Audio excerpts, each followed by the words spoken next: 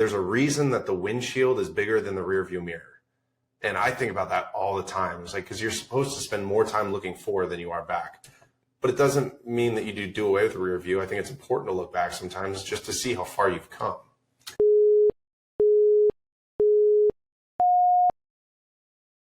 Tanner, I got a tongue twister for you today because apparently I can't say mindset shift without slowing down. First time that you did it right. Yeah, I had to slow down and be intentional with it. But on a previous episode, we talked about how my mindset is shifting, especially when it comes to work-life balance, just perspective of things, and everything that changes as we goals is another big one for me that I feel is changing. As you read, as you get coached, as you do all these things, going back to the episode that we're referencing here, you use the word like, I want to, or I will, and I called you out on it. And it's just those little things, those little mindset shifts that you do that is what propels you forward in life. So I kind of want to dive into what are some mindset shifts that you've had going from pre-investment, being just Army E2 to now. And, same thing for me. So obviously there's been changes in your mindset, but kind of walk through that maturation process, if you will. Yeah, I mean, there's been a lot. The last 8 or 9 years have just been significant shifts. And being junior enlisted in the Army, thinking that $100,000 was a lot of money, and then getting into real estate and realizing that I could probably spend $100,000 in a day. It's my tolerance for what's achievable and giving myself. I don't want to say grace, but understanding more of what I'm capable of. My wife and I were just talking about that on the way here. Is like my confidence shift from being in the military and the stuff that you're responsible for, and it's people, it's equipment, it's millions of dollars worth of stuff, but it's Uncle Sam's dime. We don't really think about it as real money. It's play money. From a financial standpoint. Yeah. Lives are really on the line. Yes, absolutely. But we don't think about the money as real money, because it's like, yeah, sure, we had a $2 billion budget for, across our entire division for purchasing parts and tools and stuff. And we'd send our requests and be like, I want all new DeWalt impact wrenches, and I want, all this. And we send them all up. Most of it gets kicked back, but stuff does get approved. It's like shopping, So I got a funny story. I don't know. I probably never said it on here, but going to that point, I remember when we were in Iraq, we were on a mission, and the pilot landed on it was like a concrete, it was in the LZ, so I worked on helicopters, and in the landing zone, there was a concrete pillar coming up in the middle of the landing zone. So that's what he landed on. It's supposed to be all cleared out. He landed on and it poked a hole in the bottom of the aircraft, on the bottom of the helicopter. And he came back, and so you were doing the post mission debrief. He's like, oh yeah, he's like, they're like, check the bottom of the aircraft. There might be something wrong with it or anything like this was after, like, he's walking out the room. He's just like nonchalantly saying that. Had that been his aircraft that he personally paid for, oh gosh, like, it'd have been a totally different perspective of how he was talking about it. But it was Uncle Sam's aircraft, hey, there's a hole in the bottom of the aircraft. No big deal. So now, how's that relative to how tenants take care of our properties? But it's the same philosophy, the same mindset. Yeah. Well, and so on that note, I mean, yeah, we were handling big budgets, but it was less, none of our own money. And so then moving into investments where, I mean, there's a lot more. Let me backtrack a little bit. You're managing millions and tens and hundreds of millions of dollars worth of equipment, but there's no real wealth tied to it. Like, I get paid the same paycheck whether I'm managing a truck or I'm managing a whole fleet of trucks. So it didn't really matter to me, the dollar amount. Is just more responsibility. In real estate, my compensation and my income is directly tied to the number of zeros behind the assets that I'm managing. So just seeing bigger dollar amounts and seeing more zeros in income coming out and more zeros coming, heading back the other way. It's changed my mindset of kind of what's achievable. And if I'm able to scale using other people's money, what am I able to scale with my own money? And, all that stuff. I've told this story before on the podcast, but I remember meeting with a financial advisor when I was, I think I just made E5, and we sat down and he was like, all right, so, starting how most financial advisors do. And he's like, so how much money would you want coming in regularly from passive income to feel like you can retire from your full-time job? And looked at my wife and I'm like, I don't know, 7,000? Like, is that too much? And she looked at me, she's like, 7? She's like, 30. Like 30 minimum for us to even move on to a side hustle. And I was like, 30,000? Like that's what I make a year, and not counting BAH and all that other stuff. But I never heard of someone trying to get that much money per month. It was just where I grew up, 100,000 was like, you make 100,000 a year and you made it. You get a 4-bedroom house, but so just changing my mindset around that. And then it was like that glass ceiling that I never thought was possible until I met my wife and she started showing me other opportunities and really pushed me to excel at the most. And that just, like, I remember when I was fighting her on podcasts. I was like, why would I want to listen to someone else talk? Like nobody listens to radio shows. Like, that's dumb. Here we are. No one listening to us. Yeah, but just changing the mindset around that now, just diving into audiobooks. And it's like, I used to nerd out on stuff about, motorcycles and guns and all this like stuff. And now when I drive by a yard sale, I'm like, do they have books there? Like, cause I found, a Warren Buffett autobiography or, autobiography, biography, whatever it is, that retails for like $49. I got it 50 cents. I was like, this is a steal. And I'm like, it's ridiculous looking back at it, but that's just how much I've shifted. And if I was standing next to my previous self 10 years ago, like it would be unrecognizable. It's funny you mentioned that. So there's a couple books up here and more upstairs. But Megan and Jeff Ahern, when they were moving to Maui with Brandon Turner out there, they had a yard sale and they posted on Facebook or whatever. And they were like, hey, we have all this stuff, if you want. And there was like drum sets and all this stuff. They had all these books. It just so happened. So they lived in Lincoln, they lived on the other side of Lincoln, so an hour away from here. Mm-hmm. But my daughter had a soccer tournament in Lincoln that weekend. So I just went there and I was just like, Jeff, I want all your books. So I bought all his books. He's like, how much for these? And it was like $20 or something like that. So I got like 30, 40 books for $20, all real estate, I get mindset. About that. Yeah, that's awesome. So yeah, a lot of these books so they have a lot of, spiritual stuff like that. So like the Red Letter Words of Jesus, I remember that was one of them that they had. And there's other ones. The Tribe of Mentors was from them. But the other part that I love about it, and I know we're getting off topic again, but I think books and like how it affects your mindset is. I prefer to get books from a yard sale or from. That's definitely off topic. But then to buy them brand new on Amazon. Yeah. And the reason being is like your copy of Buy Then Build. Like there is so much more value in there than the original author even wrote.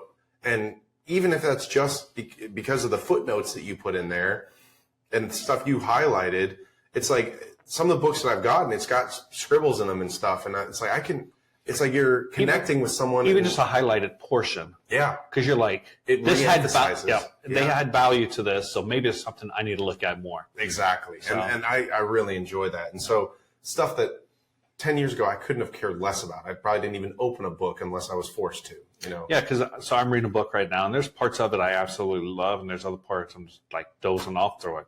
But there's a part I was dozing off through, and it was highlighted by somebody else. Oh, I would just be like, okay, I got to focus now. Yeah. So yeah, there is a lot of truth to that. And I think that even happens on a day-to-day, a month-to-month basis. It's like, someone who I don't keep in touch with regularly probably will notice the changes a lot more than like my wife will. unless my wife and I are sitting there reflecting on how we were, 10 years ago, then it's like, I think it's important to stop and look back. And it's like, Jelly Roll, his speech for the Grammys or Academy, I don't know the difference between all those, but he had a really good speech. And one of the lines that he said in it was, there's a reason that the windshield is bigger than the rear view mirror. And I think about that all the time. It's like, because you're supposed to spend more time looking forward than you are back. But it doesn't mean that you do away with the rear view. I think it's important to look back sometimes just to see how far you've come. Yeah, I mean, it goes to, we've referenced it numerous times, the book Gap to the Gain. Mm-hmm. So are you living in the gap or are you living in the gain? Yeah, absolutely. So what tangible things have you mindset shifted on? I know episode that we referred back to, or this topic kind of came up, was, for me, goals have been one thing that I've changed. My perspective on work-life balance has changed. Which I'll dive into that, but what has changed for you? Yeah, I think talking in the last 5 years, when I first got into real estate and I was all fired up, I had 2-3 years of research of just learning everything there is to know. I thought, I don't say I thought I knew it all, but I thought I knew a lot. And I was like, I'm going to be the next, local success story. And I'm going to have 5,000 units in the next 5 years. And, seeing people in our networks that like, oh, they got up to 2,000 units in 3 years. I'm going to do that in 2 years and all this stuff. And then realizing that I'm more focused on the risk balance now. And if I was to go build 5,000 units, I use the example of the Jenga blocks. It's like the Jenga blocks stacked one on top of the other, where, you get high enough and that thing's just wobbling the whole time and it's not stable. I'm focusing more on building small but sustainable, because I want it to last a long time. It's not about how high you go, it's about how far you can go. And so I think that's probably the most major shift that I've had in my ambition is one, in my walk. Like in my walk, I got baptized in the last 5 years. I have a much better relationship with my wife and my kids over the last 5 years. My priorities are more straight, where I don't tie my identity to my occupation. I think that's a huge shift in my mindset. Whereas before it's like who is Tanner? Oh, Tanner's a soldier. He's a mechanic. He's a, whatever. And I list all the things that I'm doing before being a child of God, a husband, and a father. And so now that my identity is tied to being those three things, everything else that I'm doing comes below that. And we talked in that previous episode about shifting from being a real estate broker to now being a business owner. And real estate is a business that I still own. Mm-hmm. But if that in this moment is no longer serving my top three why, then I need to shift. I need to pivot and find another reason. And so I think just the maturity of coming to terms with that, it's like my ego is not hurt at all if people say, oh, I couldn't cut it in real estate. I'm like, no, I'm still doing pretty well in real estate. But I realize the time that it takes to put into that isn't as worth it. Like my priority is my family. From a broker standpoint. From a broker standpoint, I just want to, you say that, but then it almost sounds like you're poo-pooing real estate. But no, not at all. Yeah. So. No, just, I mean, it's I don't say high turnover, but it takes a lot of time and commitment. And I've just come to terms with, like, I don't need to be the next superstar broker who puts in, 5,000 cold calls a week. Like, I don't find joy in that. It doesn't fill my cup. I'm miserable to be around. I just never see my kids. And sure, I can make a boatload of money doing that, but why? No. So coming to terms with what's my why, I think that's the biggest shift over the last 5 years. Yeah. And so for me, coming from the military, like, I made it fairly high, if you will. Like, I went to, for the enlisted side, there's basically 4 leadership schools. So, and it's rank, or I guess there's technically 5 once you reach the top level. There's like a gentleman's course type thing for E9. Mm-hmm. But so I made it, I went to all of them except for the Chiefs course. And in it, one of the big things they talk about is SMART goals. It's preached in every, goal setting book.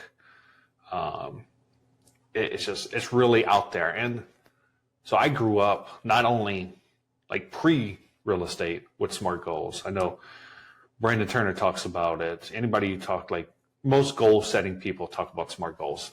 Mm-hmm.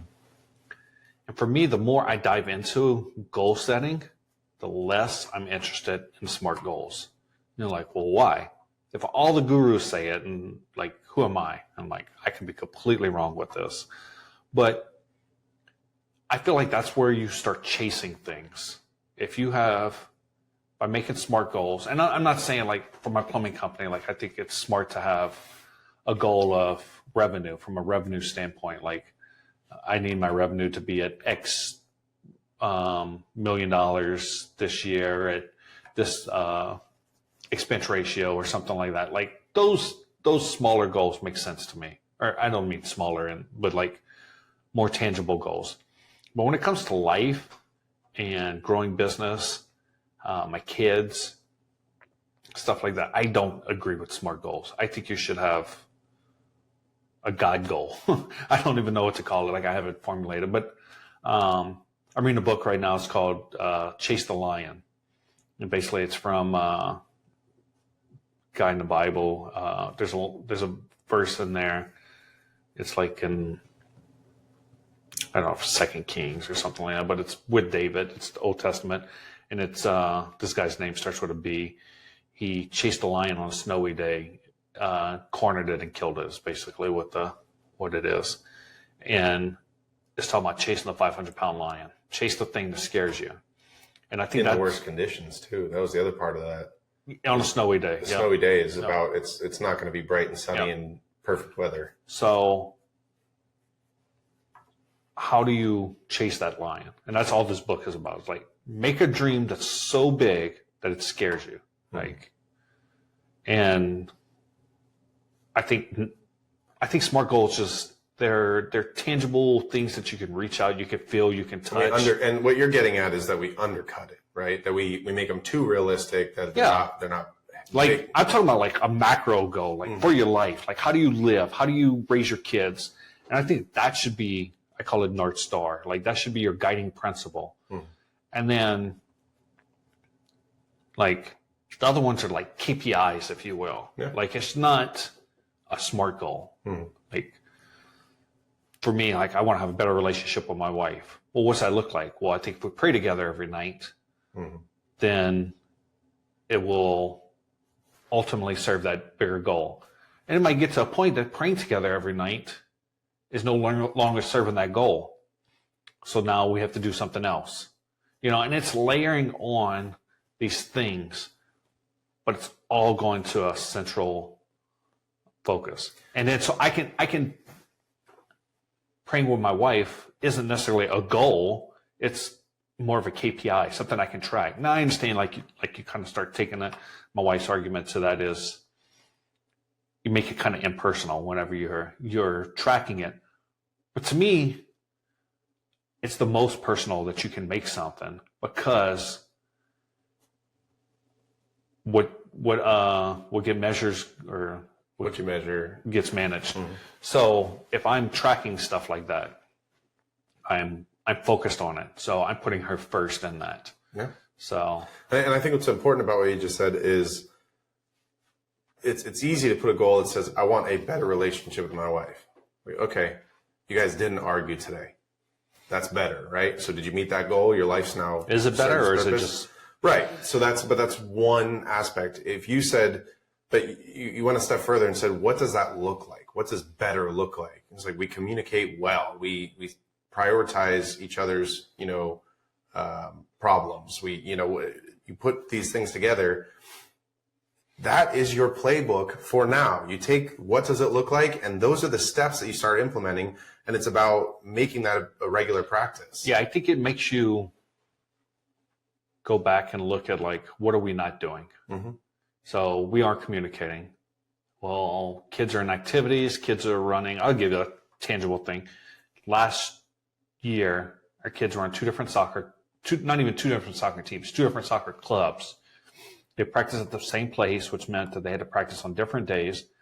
My older of the two younger ones, their goalie got injured. She broke her leg, so she had to have surgery. So she was out. So my daughter's playing goalie now. She hadn't played goalie before. So now we have her in goalie training. So that's an extra night a week. And so pretty much every night of the week, I was driving the kids back and forth to soccer. Mm-hmm. So what's that do to our relationship? Now my wife and I aren't communicating. So I come home, I wake up at 5:30 in the morning, do my thing. I'm tired. She likes to stay up later. So now I won't stay up with her because she wants time together, but we sacrifice time with the kids over time together, which we can go on a whole tangent about that. So we got out of God's order, and I started putting my kids above my wife. Now we're fighting about it. So it's like, and I have a question I want to spin off that, but just on topic, I truly believe that we're constantly in spiritual warfare. And I think that if we think of our focus as like a beam of light coming out of our eyes, right? When your eyes are on living a Christ-led relationship, the devil can't touch it, right? But as soon as you shift that focus onto business, the devil's going to attack that relationship, and it's going to do everything it can to come and drive a wedge, whether it's just something as simple as we go to bed at different times, or, little things that just start nagging at her, nagging at you, whatever it is, that just to start to drive that wedge, because there's nothing the devil hates more than a thriving marriage powered by Christ. And so what's important about that balancing act is business, focus. And then this is the focus. What we tend to do is have our focus spread here. And what happens when you take a beam of light and spread it over a bigger area? Both areas get less concentration, right? And I think that's true. And that's why our oldest daughter started doing weekly accountability calls with us. And all of my KPI, or not all of it, I'll say 90% of my KPI is family focused things.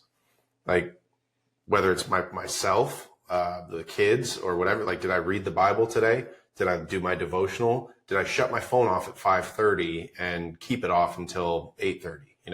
Those are my weekly KPI, or my daily KPI, because in my life goal, it's to be the best father that I can be and prioritize my kids. And if I'm not doing the daily steps of what that looks like, and this is where I was getting into the question, is how do you think that all this ties into the be your future self now?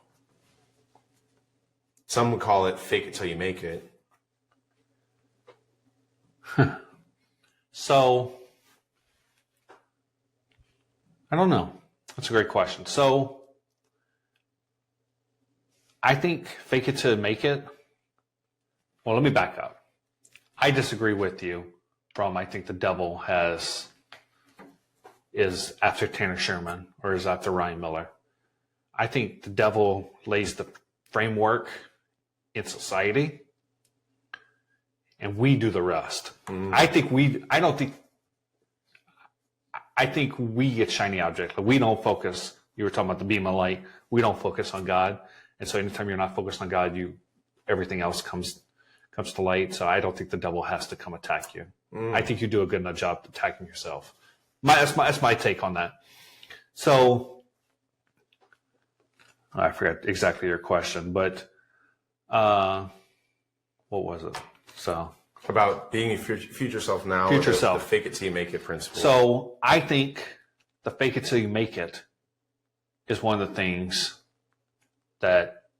one of the frameworks, if you will, that the devil has laid out to get people to be focused on these shiny objects and stuff like that. Like you can be anything you want, but Matthew 6:33 tells you focus first on God, and then all these things will be added on to you. So if you're focusing on God, trying to build a business or something like that, real estate, whatever you're trying to do, but you're putting God first, then you're not faking it. Mm-hmm. He'll help you make it. So that's kind of my take on it. Right. So I've been part of these shifts. Like I've been going pretty, like I listen to a whole bunch of different sermons and stuff like that. And that's probably where I've been spending more of my time, religious books and stuff like that, than business books and podcasts and stuff like that, more of recently. And so it's interesting because like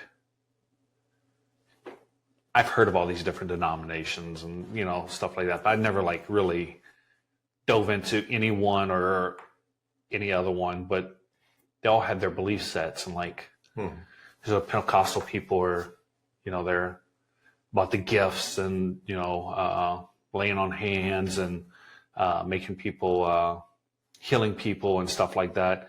Then you got the other side of things, the more conservative, Calvinist and, stuff like that. And they're like, just read the Bible and stuff like that. And I try to say this without giving too much detail, I guess. But I was talking to a guy, and he was raised like Southern Baptist, and he's like, I learned the fruits like in the world growing up, and now he's more on the Pentecostal, type. I don't know exactly what religion is, but he's more to that side of things, like the healings and the casting out demons and stuff like that. And so he's like, he brought up the point. He said, the Bible tells you, and I don't know where it says it, but gifts without fruit don't work. Like you have to have the fruit. You have to bear the fruit first, and then the gifts come second. If you're just laying on hands and healing people, like, are you just a snake oil salesman, or are you truly living the life of Christ? I feel like I really went off on a tangent there, but no, I think it's extremely important. But to get back to be your future self now. I mean, I think of it along the lines of, how do you earn your way into salvation? Like, based on my beliefs, you can't. Like, there's no possible way for me to earn my way into the pearly gates, right? It's through my faith, and it's I believe in a public declaration, but it's a personal declaration of my faith in Jesus Christ. That's just a decision. And I think the same is true about being your future self now, is if you want to be in better shape or to be fit, start doing things that a fit person would do. Just do that. And if it's, I want to be better at math, just start doing more math. Like, it's just be that person now. And the same as if I want to have a better relationship with my wife, it's not, here are the check boxes of when I've made it to a good relationship. These are the things that I'm going to start doing now to have a better relationship. I think this will kind of, from a religious standpoint, kind of tie it up. So people, Christians, they would be like, scenario come to them, and they're like, I'll pray on that. But no, it's right in like working out. I think you should start working out. Okay, I'll pray on that. Mm-hmm. Why? Is God going to give you, like, God gave you the tools already. The best I heard was like, the guy, he's sitting there like, man, I really want a chair. He's sitting there with a saw, with an axe, with a tree, with nails, all the tools already there. And he's like, I'm just going to sit here and pray that God brings me a tree or brings me a chair. Mm-hmm. He has everything. Get off your lazy butt and build a chair. Mm-hmm. And too many times people hide behind, well, I'm just going to sit here and pray. I'm going to let God do it for me. Like, no, like, take the action. God has given you the tools. God has given you the gifts. God has given you the mindset. Mm-hmm. He's given you all these things. Use the gifts that he has given you and make work of it. Yeah, absolutely. So, but, yeah. That was my hot take.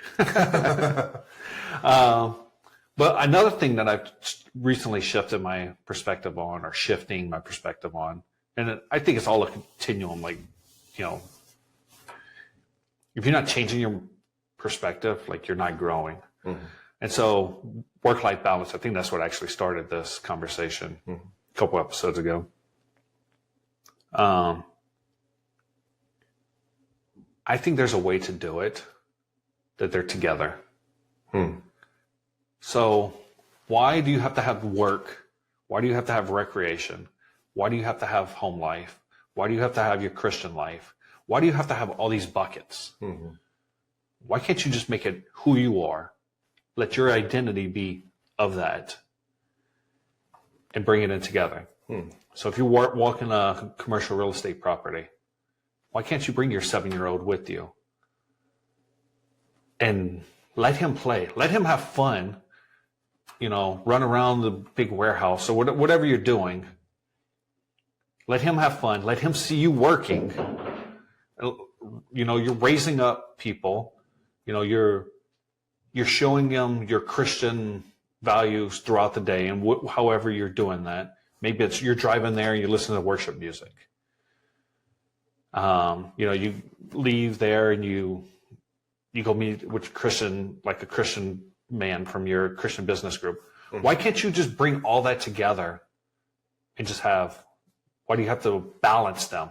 Why can't you just bring them synergistically together? And that's where I get what you're saying, and I think that in a perfect world that would be great. Why don't you create the perfect world? Well, that's your the goal. Perfect world. That's the goal. And that's the whole point of this whole existence, is trying to create that.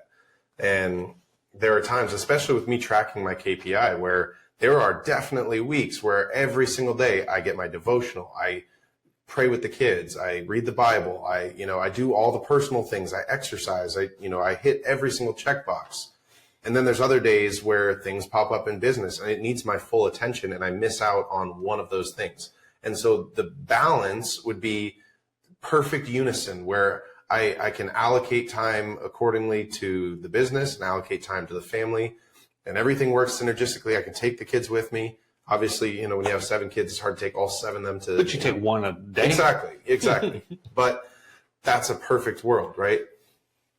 We don't live in a perfect world. And there is constant shifts, and that's where I like the balancing. Is that I'm constantly trying to adjust, and if I don't put enough attention into the business, and I just, you know, the kids get home from school and I immediately go out and start playing catch with them and whatever, then things will fall through the cracks in the business. That is still balance, right? Because I'm still allocating time, but it's not.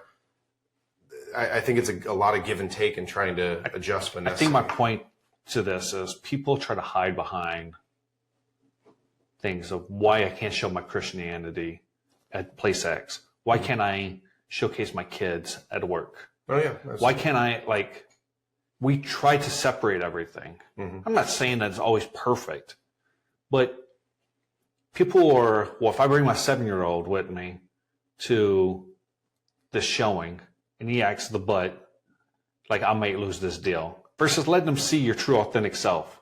Mm-hmm. And that's kind of what I feel like what we hide behind. Like, we're not doing it because we feel it's best for our family. We're doing it because we feel like it's best for our business. Mm-hmm. It's best for me. It's best for something else. So if you're God, wife, family, if that's your order, then make it your order. Like, work's not on there. Like, work's the 4th thing on there. So put your family first. Put your wife before that. Like, who cares? If you lose out on a deal, this is my perspective. If you lose out on a deal because of your religion, God will bring you a better deal. Mm-hmm. If you lose out on a deal because you brought your family with you, God will give you a better deal. You know? So just be authentic. Absolutely. And I truly believe in those scenarios that would happen. Now, in God, wife, kids, my duty is to serve them and provide for them, right? That's my responsibility.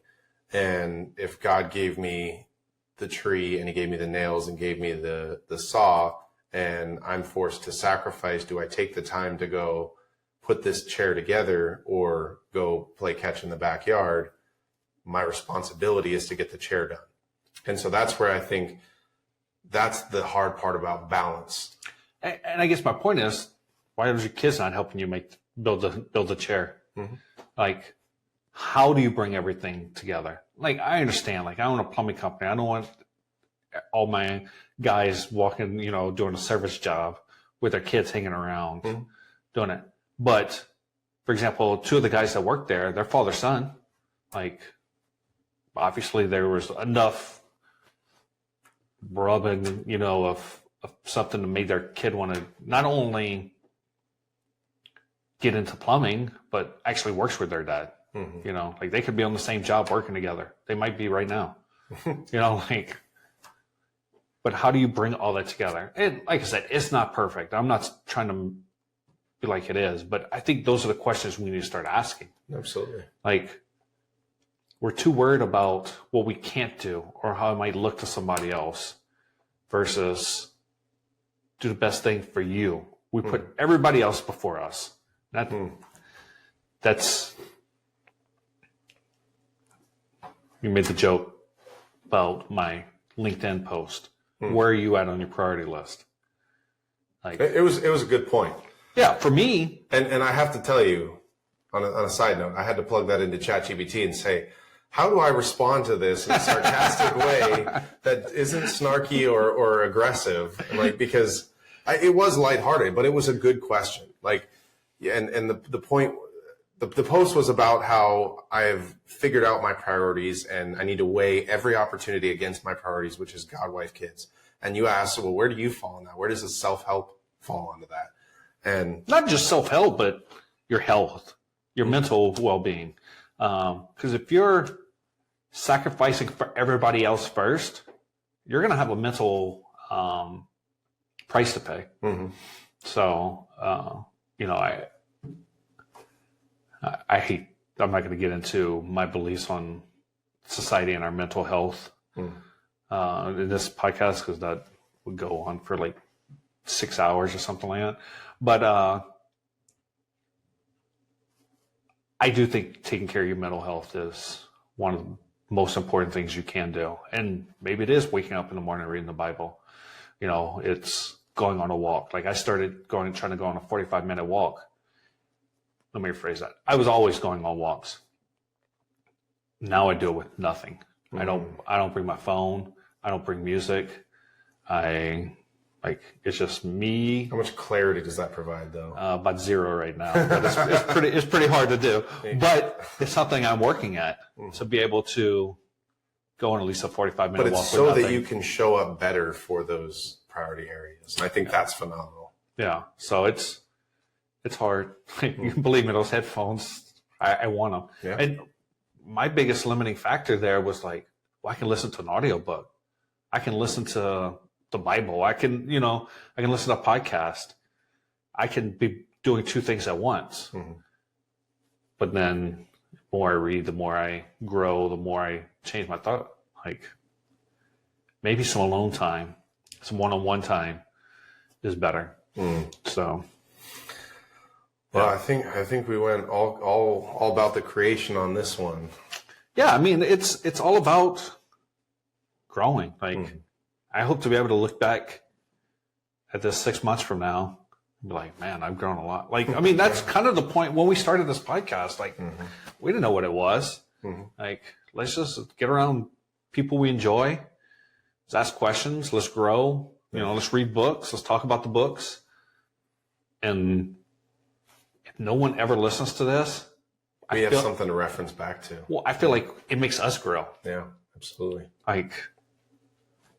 So this podcast may never become anything. Like I remember hearing Joe Rogan, like he was doing stand-up comedy, is like made a joke about his podcast, and everybody cheered. And he's like, "Whoa, I didn't even know people knew about it." And then he goes back and looks at the numbers, and it's like, no, this years ago, thousands of people listening to it. and now it's, hundreds of thousands or whatever is listening to it. Yeah. So, but he didn't even know it had become something. Mm. And, maybe one day we'll be like that, but If I look back at this in 10 years and just to have a reference and like how many people get the opportunity to document their growth? What was it the other day? Was that a funeral recently? I was somewhere and they were saying they were watching old family photos or videos, and like a grandkid had never seen their grandpa, and it was on the photo or on the video, and it was the first time they'd ever heard their grandpa's voice on the video. So just by doing this, 50 years from now, 80 years from now, Still going to be here. it'll still be here. Yeah. Might be hard to find, but it'll still be here. All right. So, well, on that note, we'll see you in, 2075? 20, yeah, whatever.